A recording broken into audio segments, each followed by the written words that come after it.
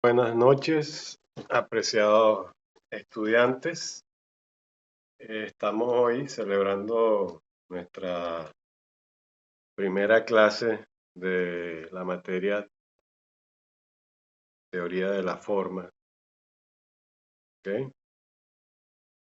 Eh, el curso está estructurado.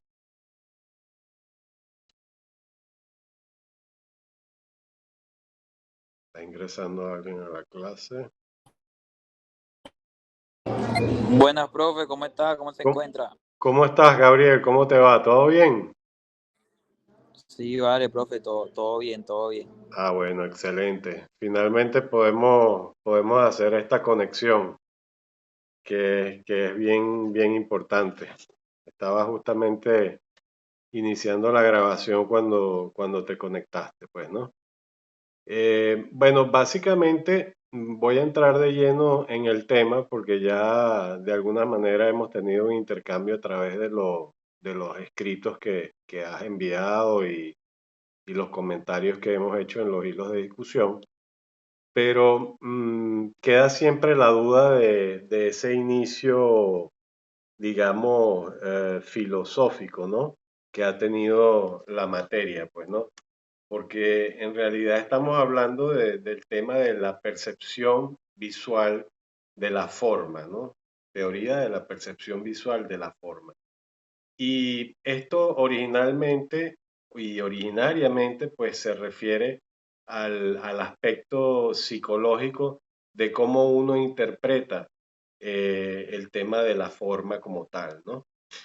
Digamos que usualmente la materia se enfoca desde un punto de vista netamente práctico, pero en este caso nosotros estamos dando un salto unos cuantos siglos atrás, porque originalmente la tendencia es a comenzar en la modernidad, ¿no? En el siglo XX, pues, ¿no? Con la famosa teoría de la Gestalt, ¿no? De la escuela psicológica alemana de la Gestalt, ¿no?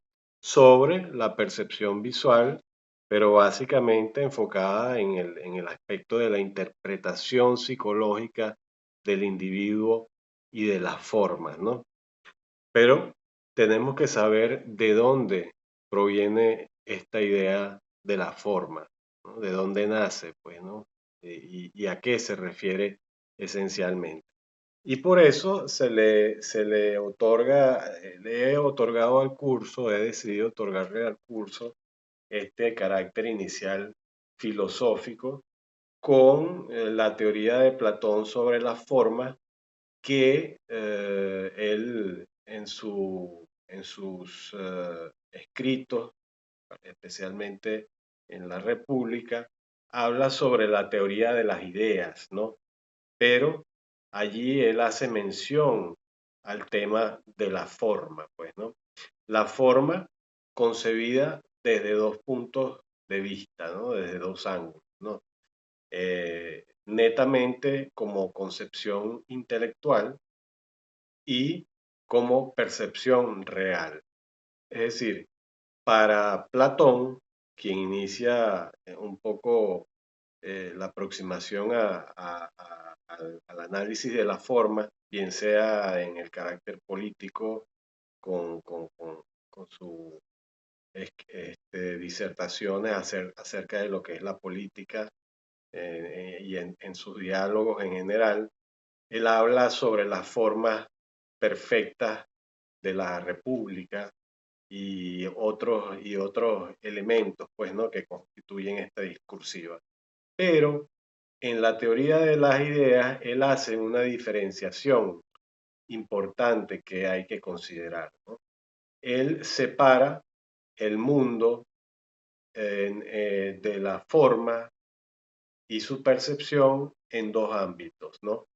El ámbito ininteligible, ¿ok? Y el ámbito sensible, ¿ok? El ámbito ininteligible es el que se refiere al mundo de las ideas, al universo que dentro de nuestra mente genera de alguna forma la idea de la forma perfecta, ¿no?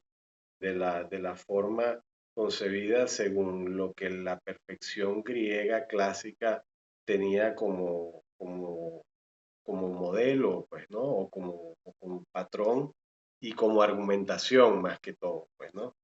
Recordemos que pues las bellas artes parten de la antigüedad y de la Grecia clásica, ¿no? Entonces allí confluyen una serie de elementos que son importantes de destacar porque este tema del mundo de las ideas es el mundo en donde las figuras, las formas y los elementos abstractos eh, tienen una conformación y una configuración perfecta, mientras que en el mundo sensible se representan las formas de una manera imperfecta, por decirlo de alguna forma, ¿no? De una manera que trata de copiar la perfección que reside en el mundo de las ideas, ¿no? Y para ello, como mencionaba, él separa el mundo sensible, físico y material del mundo ininteligible, ¿ok? Entonces, uno es el que se percibe a través de los sentidos, ¿no? Es mutable, es variable, las formas cambian, no son perfectas y la aproximación a ellas también se hace a través de distintos acercamientos, pues, ¿no? Em, y en el mundo de las ideas, los elementos son permanentes e invariables. ¿Qué quiere decir eso? Que la figura de, de cualquier elemento de la vida cotidiana en el mundo ininteligible tiene una configuración perfecta, mientras que en el mundo sensible no la tiene, pero sabemos en realidad que es una forma, pues, ¿no? Que tiene una configuración similar al de este mundo de las ideas, ¿no? Esto también tiene mucho que ver con la actualidad, porque de una forma o de otra, ha sido también el inicio de la idea de la existencia y la aplicación en la física cuántica de la idea de los universos paralelos también, ¿no? E inclusive hasta en la química, la idea de los sólidos platónicos propuesta y formulada por Platón, quien establecía para cada forma, desde el tetraedro hasta el icosaedro, que ya hablaremos de eso, le da y le otorga una entidad metafísica, ¿ok? Es decir, él, por ejemplo, vincula a la pirámide con el fuego, es decir, con el elemento fuego, y el cubo lo vincula con la tierra y así, ¿no? Entonces, el mundo de las ideas también está vinculado con el mundo de lo físico, pero en un sentido etéreo, pues, ¿no? O sea, donde la materia no se percibe como tal, sino que está allí como una intelequia, ¿no? Como una cosificación de los elementos que no pueden ser percibidos de manera real sin pasar por ese filtro de la transformación, ¿no? Cuando llegan al mundo sensible o de la realidad. Para eso hay un ejemplo que él utiliza que no es un ejemplo, digamos, es una disertación, ¿no? Y que es muy útil para interpretar este tema de la idea de lo ideal y de lo sensible, ¿no? Que es el mito de la caverna. Para Platón, el individuo eh, reconoce las formas, pero no las reconoce como en el mundo ideal, ¿no? Ininteligible, sino que él hace la comparación con este mito donde hay una serie de personas, de individuos y de seres que están encadenados, ¿no? Y que están, digamos, viviendo en esta caverna, eh, de alguna manera esclavizados a una serie de pensamientos originados por la interpretación de las sombras que se van generando a partir de un muro de alguna forma traslúcido, ¿no? Que deja ver lo que está sucediendo en el exterior de esa caverna, ¿no? Digamos, en el mundo ideal. Pero lógicamente al pasar a través de este filtro, ¿no? Que es, digamos, la llegada de lo ideal a la realidad, al pasar por de este filtro, esas formas adquieren otra configuración, ¿ok? Y de ahí surge la palabra Gestalt. Gestalt en alemán significa, no significa forma, significa configuración, ¿ok?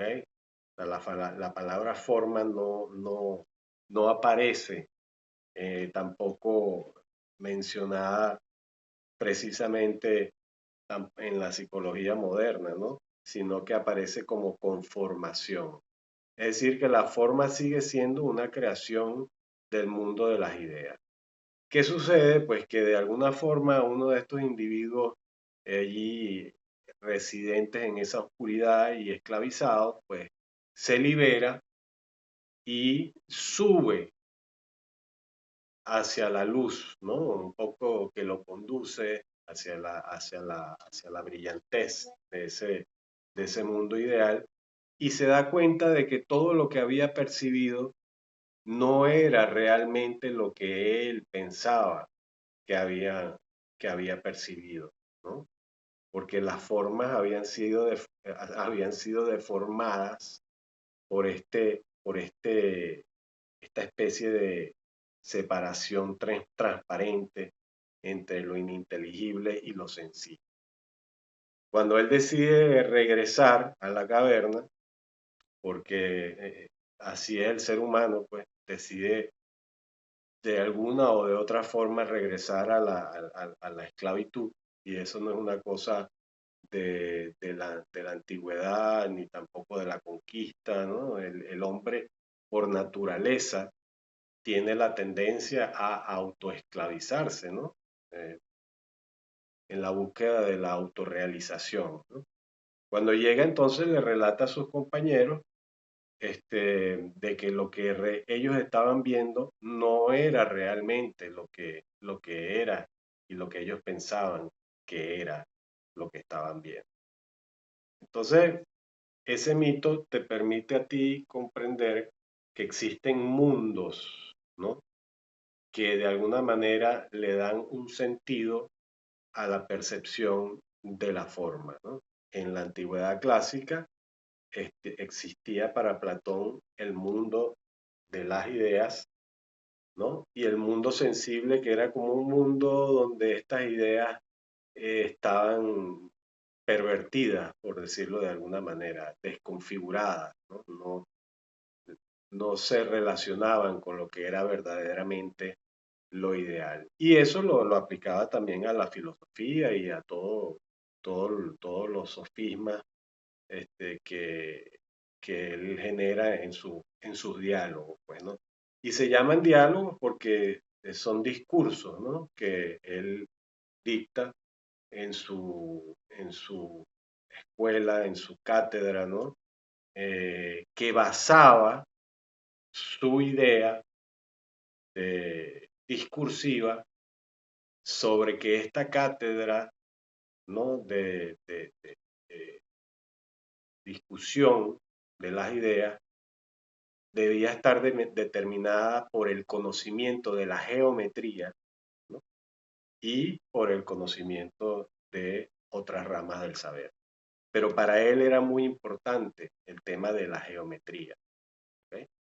Y la geometría en la antigüedad clásica proviene de la observación del universo, del éter, ¿no? es decir, de las formas de esos universos a los que ellos podían acceder a través de la mente, pero también a través de la observación de la astronomía, pues, ¿no? Y de allí que ellos, de alguna forma, comenzaran a organizar estos sistemas de conocimiento y de percepción visual en torno a esta geometría, ¿ok? Que en el mundo sensible es material, temporal, mutable e imperfecta, y en el mundo inteligible es intemporal, eterna, inmutable y perfecta. Es decir, son dos caras de la misma moneda, pero con una percepción visual distinta. ¿Ok? Cuando nos vamos a, a la Gestalt, haciendo un salto cuántico, digamos, importante, que abarca muchos siglos hasta llegar aquí, la teoría lo que formula básicamente es una aproximación de cómo la mente percibe estos objetos ideales, ¿no? Pero fíjate que en esta imagen se ve una serie de figuras. La más popular es la de las dos caras con la copa, que es esta que se presenta aquí, que la sombra, ¿ok? Esa misma sombra que se ve que veían los autoesclavizados encadenados en la caverna, esa misma sombra constituye dos caras, pero cuando observas la silueta y el borde, también puedes ver una copa. Entonces, digamos que la psicología moderna hace un aporte concreto en la interpretación de esta idea platónica de la antigüedad clásica, un poco para la comprensión de cómo el individuo percibe las formas, ¿no? De una manera cognitiva, es decir, de una manera racional, ¿no? Trata de racionalizar y traer a un plano real, ya no sensible, sino un plano real, psicológico, cómo el individuo interpreta y percibe la forma, pues, ¿no? Eh, y también, bueno, postula y propone que el todo no es más que la suma de las partes. Entonces, bueno, ahí quedamos un poco también en el aire porque estos elementos también han ido variando en cuanto a su percepción y a su comprensión formal, que ya iremos viéndola más adelante, ¿no?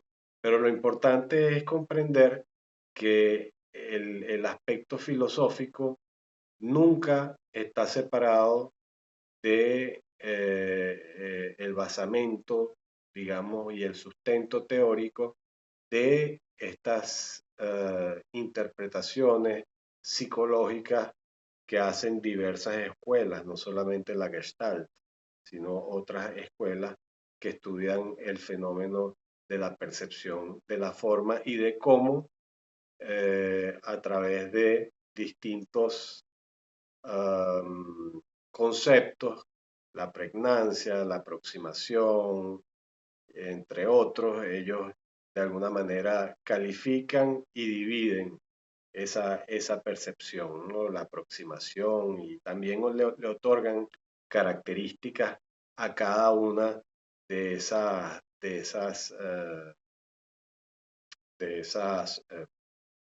conformaciones, ¿no? Configuraciones que se dan en la percepción visual.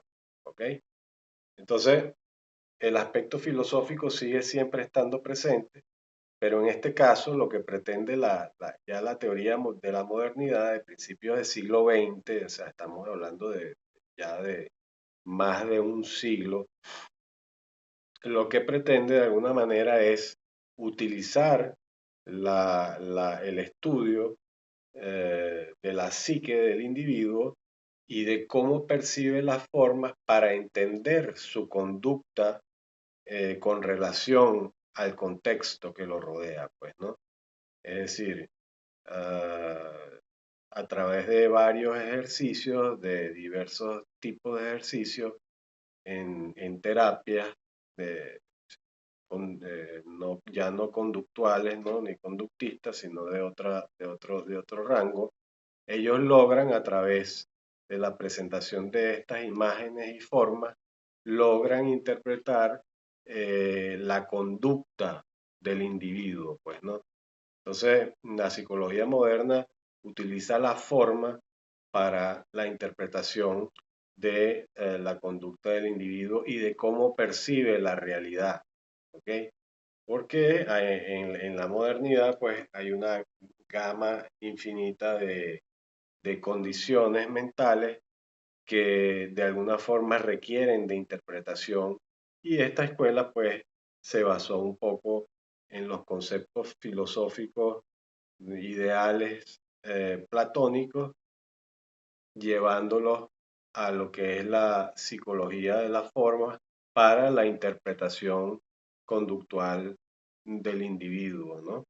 Entonces, eso también forma un punto importante dentro de la evolución de todo esto, pues, ¿no?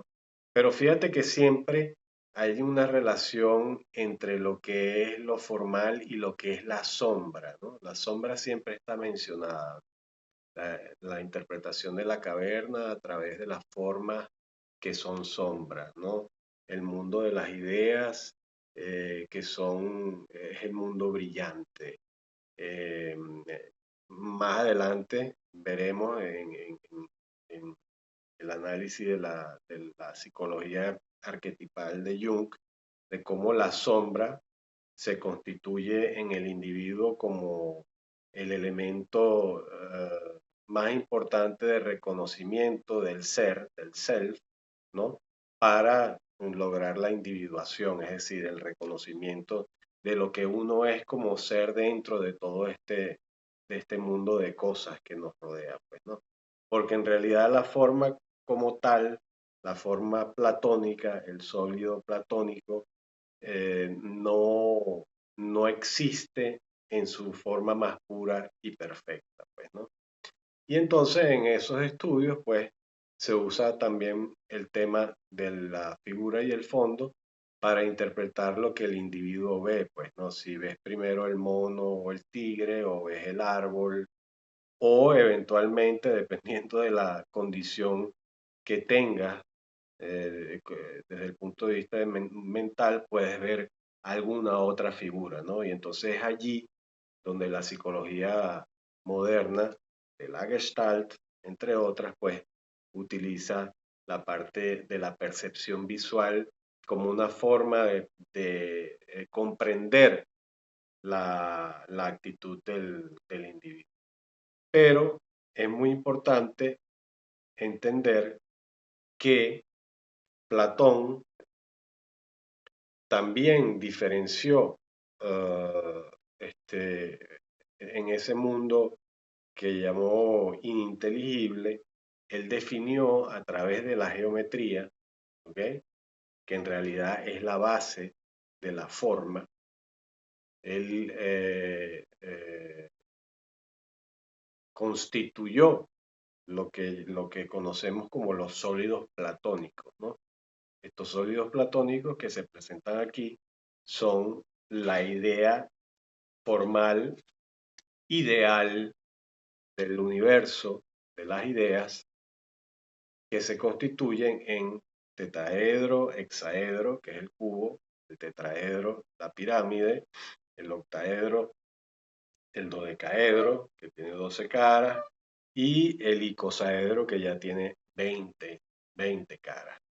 Y cada una de las figuras, fíjate que las vincula el tetraedro al fuego, el cubo a la tierra, el octaedro al aire, el dodecaedro al universo, ¿ok?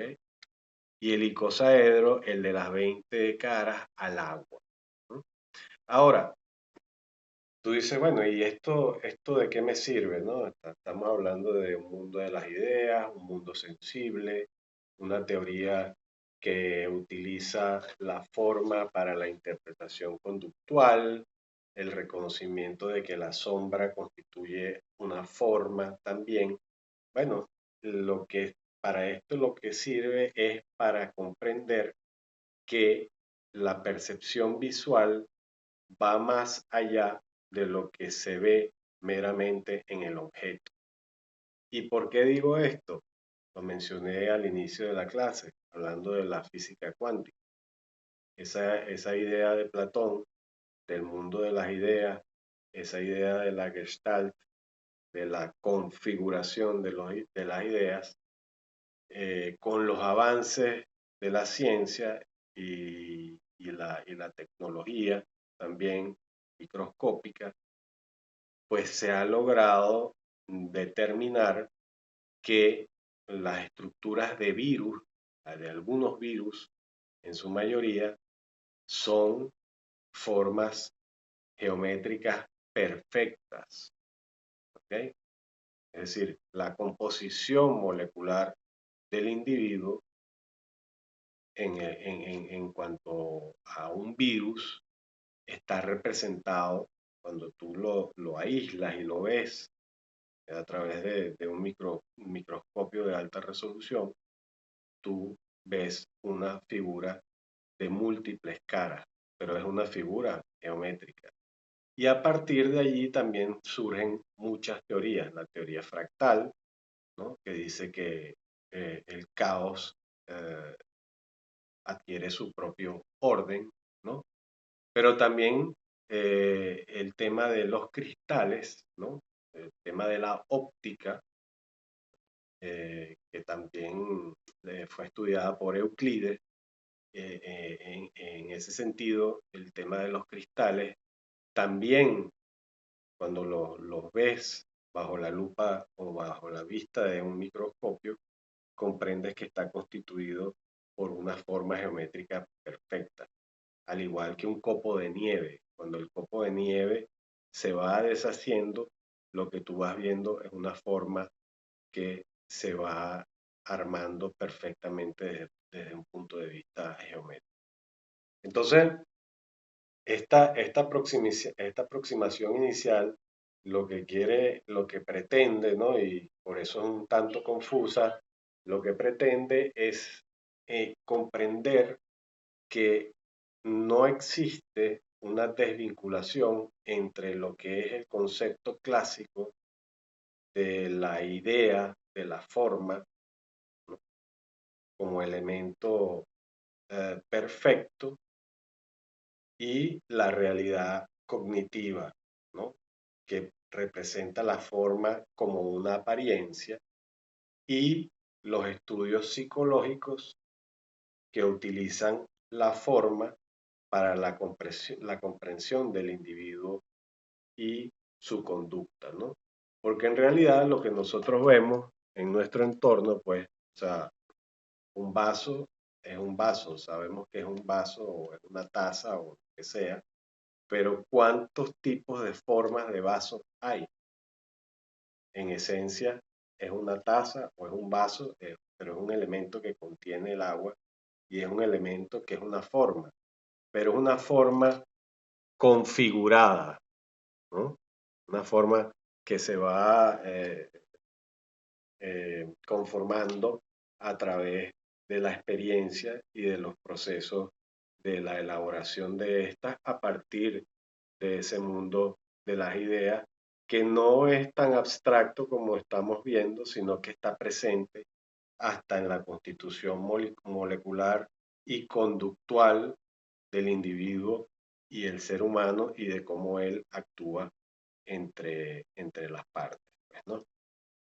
Entonces, muchos de estos temas son importantes en el momento de aproximarnos al, a la interpretación eh, del, del diseño, a la interpretación del arte, a la construcción del objeto o del elemento artístico, arquitectónico, de diseño, ¿no? A través de el mundo del concepto y el mundo de la idea, ¿no? Es decir, tenemos en nuestra mente una concepción ideal que nosotros tratamos de traducir al mundo real y en ese proceso, tal y como sucede con Platón, tal y como sucede con la Gestalt, tal y como sucede con la química y la visualización de esas formas geométricas perfectas, sucede también en ese proceso, ¿no? De hecho, eh, la percepción visual se utiliza para la interpretación de las formas del arte y de esa manera entonces elaborar conceptos que permitan de alguna manera aproximarnos a los diversos temas que rigen la materia, bien sea arquitectónica, bien sea de diseño, bien sea de arte, pues, ¿no? La manera de cómo el individuo interpreta esa realidad en la constitución de la obra de arte va vinculada a cómo él percibe esa Gestaltung, esa conformación, no solamente del elemento, sino ya de la realidad y del entorno en el que está insertado, ¿no? Porque el entorno y el contexto también es una realidad que está llena de elementos que son cosificaciones realmente de una formulación ideal de nuestra mente, ¿no? Ya avanzando un poco más, la psicología moderna y particularmente la psiquiatría, ah, de la mano de Sigmund Freud y más específicamente Carl Jung, analiza el tema de la percepción de la forma desde un punto de vista simbólico, ¿ok?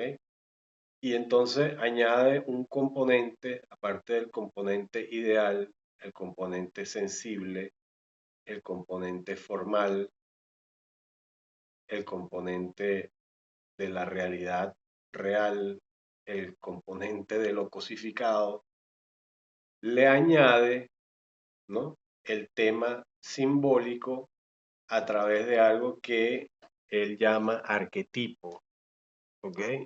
Y los arquetipos no son nada más y nada menos que transfiguraciones, ¿no?, simbólicas, que el individuo, de acuerdo a los postulados de Jung, trae consigo también, así como los virus, así como las moléculas, así como el copo de nieve. Dentro de nosotros hay una constitución simbólica que se interpreta a través del reconocimiento de el ser como individuo, pues, ¿no?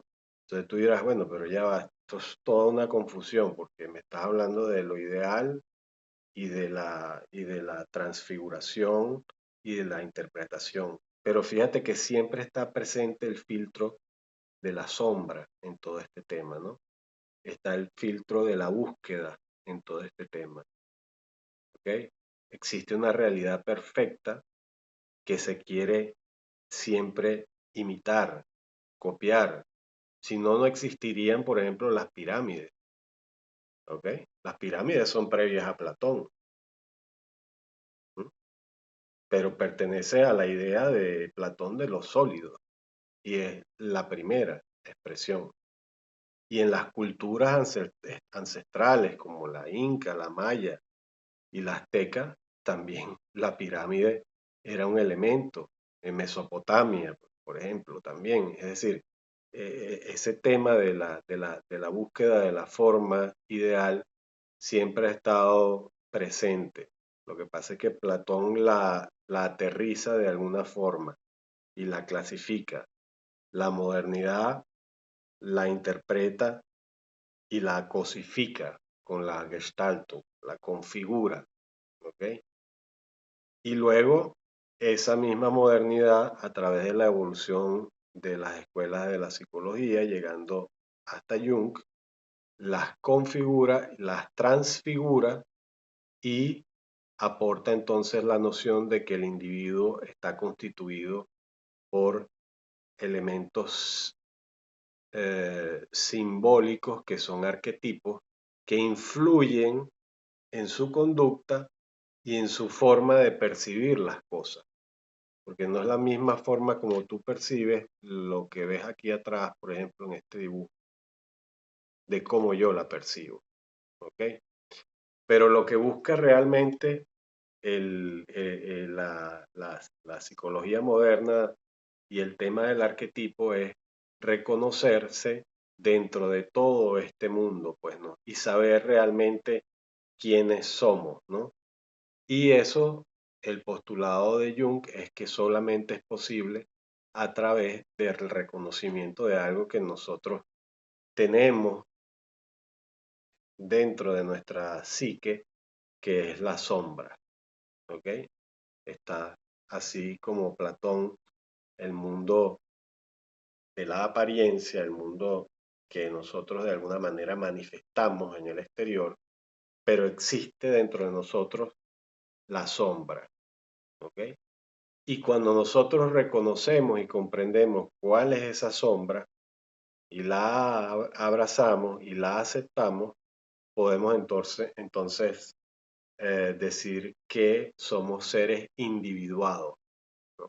Aparece la individuación, es decir, es una forma del ser que eh, se comprende a sí mismo, ¿no? Y eso lo llama él el self, o en alemán el Sein, el ser, el reconocimiento de sí mismo como un ente único entre todas estas partes, ¿no?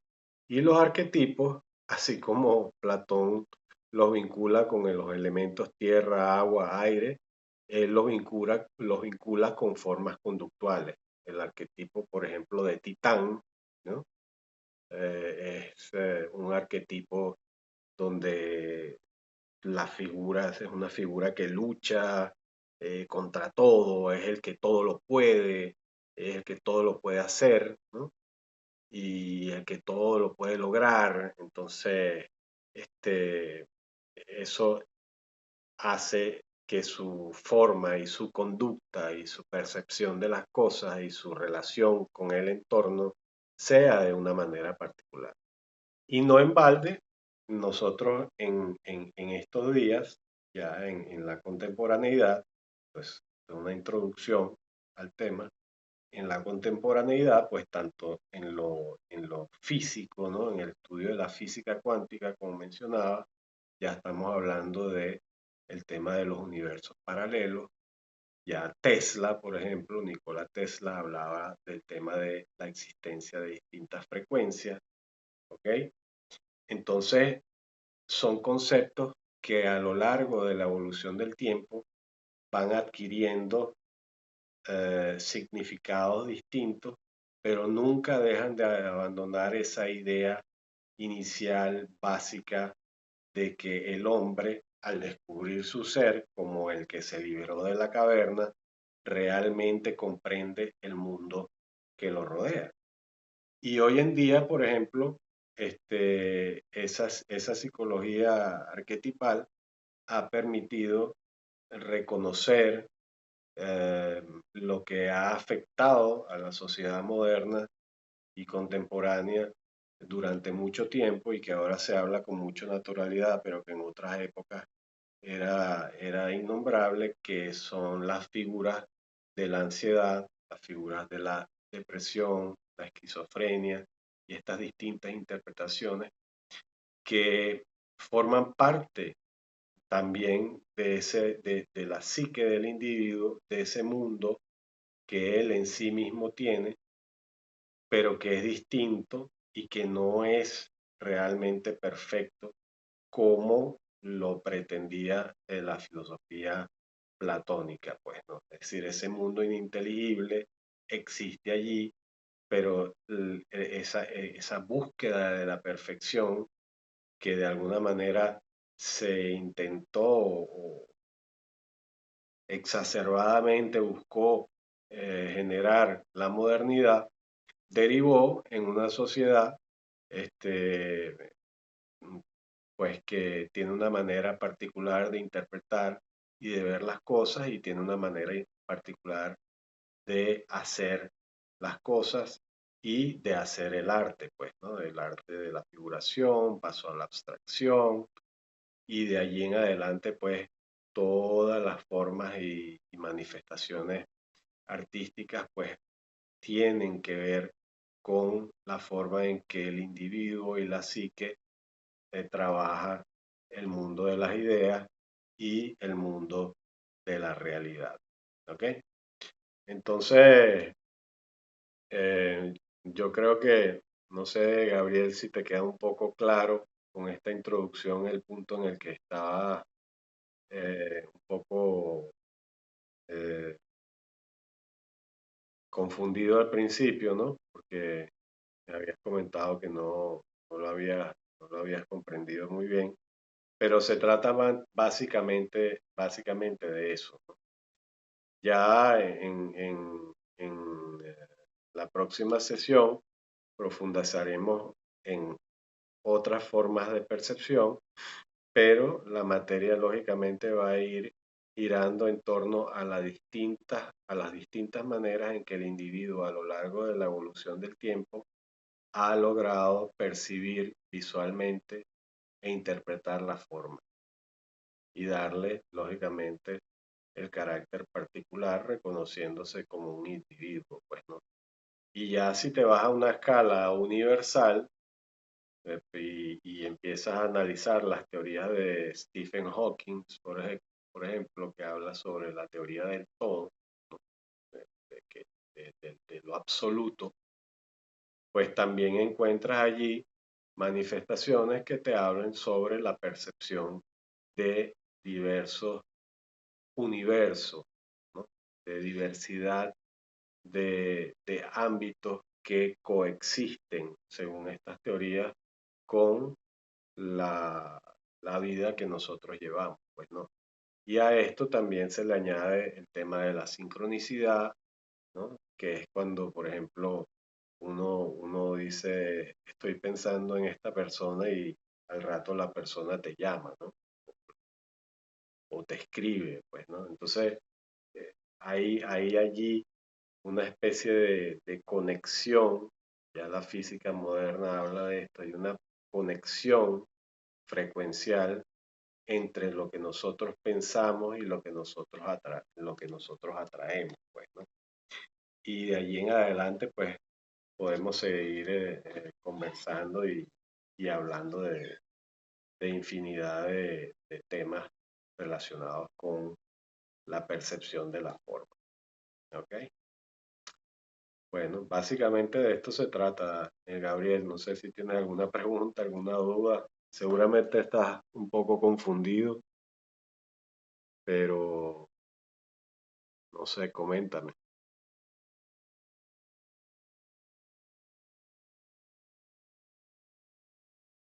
¿Todo bien?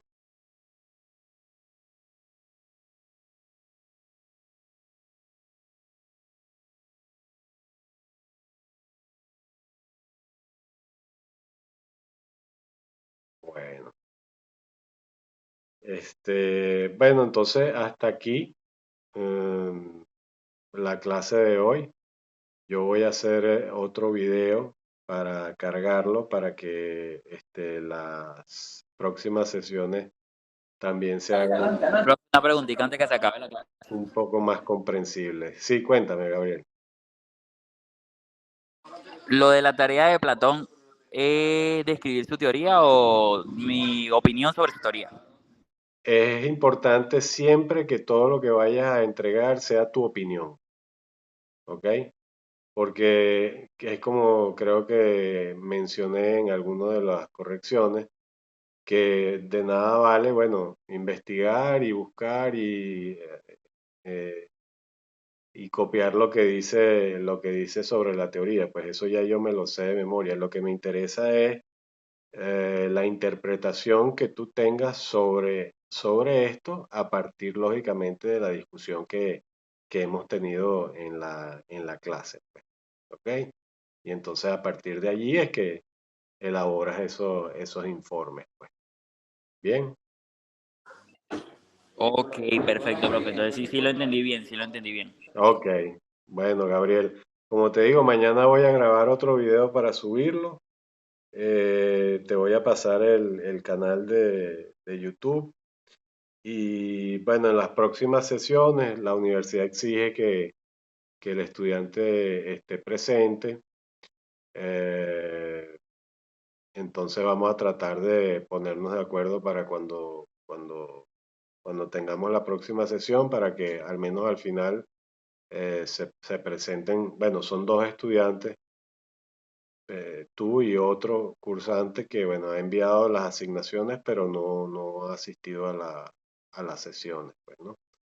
Entonces trataremos al final de que aparezcan para dejar la constancia, pues, ¿no? Pero es importante yo transmitirlo porque es lo que exige la facultad, pues. ¿Ok? Dale, profe, está bien. Bueno, Gabriel, que estés bien. Espero que te haya parecido interesante el contenido. Seguimos adelante. Sí. Dale, profe, descanse. Y sí, sí, me resolvió varias dudas sobre lo de Platón, porque quería hacer la tarea, pero como no había visto la clase, tenía que verla Sí, la semana pasada y no la vi. sí. Ok, perfecto. Entonces gracias, profe. Vale, Gabriel, feliz noche.